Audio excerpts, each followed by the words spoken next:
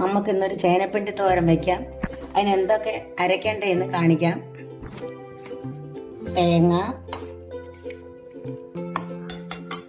മുളക്, മഞ്ഞപ്പൊടി. ഇത് ചേനപ്പിണ്ടി ഇടുമ്പോൾ ഇച്ചിരി ഇടും, എന്നാലും ഇതൊരു ഈ ചതയ്ക്കുമ്പം അതിനായി മഞ്ഞപ്പൊടി ഇച്ചിരി ഇട്ടത്, മുളക് പൊടി, ജീരകം, വെളുത്തുള്ളി, കരിവേപ്പില ചതച്ചാൽ മതി. അതുകൊണ്ടങ്ങ് ഇടുക. ഇട്ട് നമുക്ക് ചതച്ചെടുക്കാം.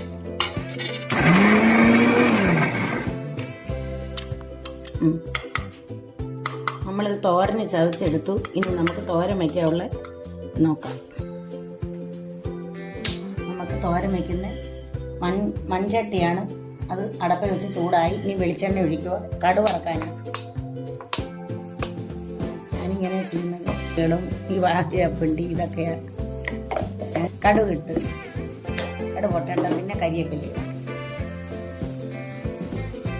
ഇടുവാണ്.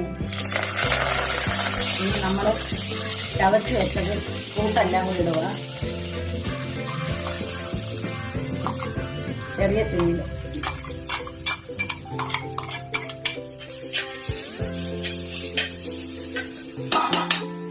ഇതെല്ലാം കൂടെ നല്ലോണം ഇളക്കണം. നമ്മൾ ചേനപ്പിണ്ടി ഉപ്പിട്ട് കഴുകിയതാണ്.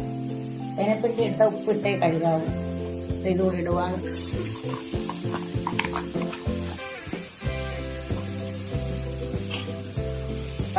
ചെറുപയർ വേവിച്ച് വെച്ചിരുന്നത്. ചേനപ്പിണ്ടിക്ക് വേവ് കുറവല്ലയോ, അന്നേരം ഇതുകൂടെ അങ്ങ് ഇടുന്നത്. നല്ലോണം അങ്ങ് വെന്തിട്ടില്ല. ഇതുകൂടി എന്നിട്ട് അടച്ചു വെച്ച് ചെറിയ തീയിലെ ആവിയില് നമുക്ക് വേവിച്ചെടുക്കാം. ഉപ്പ് കൂടെ ഇടണം. ലേശം ഉപ്പിട്ടാൽ മതി. ഇതിനകത്തൊക്കെ ഉപ്പ് പെട്ടെന്ന് അങ്ങ് പിടിക്കും. എല്ലാം കൂടെ നല്ലതുപോലെ ഇളക്കി അടച്ചു വെക്കുക. ഇത് ഇച്ചിരി ഒന്ന് കഴുകി ചെറുതായിട്ട് ശകലം വെള്ളം വേണ്ട. വെള്ളം വേണ്ട. ലിസയുടെ ജാറിലിരിക്കുന്ന അരപ്പ് കളയണ്ട.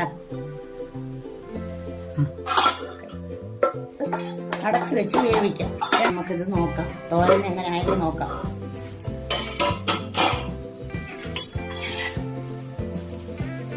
തോരന് ഇളക്കി എല്ലാം റെഡിയായി വരുന്നു. ഇച്ചിരി ആ വെള്ളം ഒഴിച്ചതിൻ്റെ ആണെന്ന് തോന്നുന്നു. ഒരു ഇച്ചിരി ഒന്ന് പറ്റാണ്.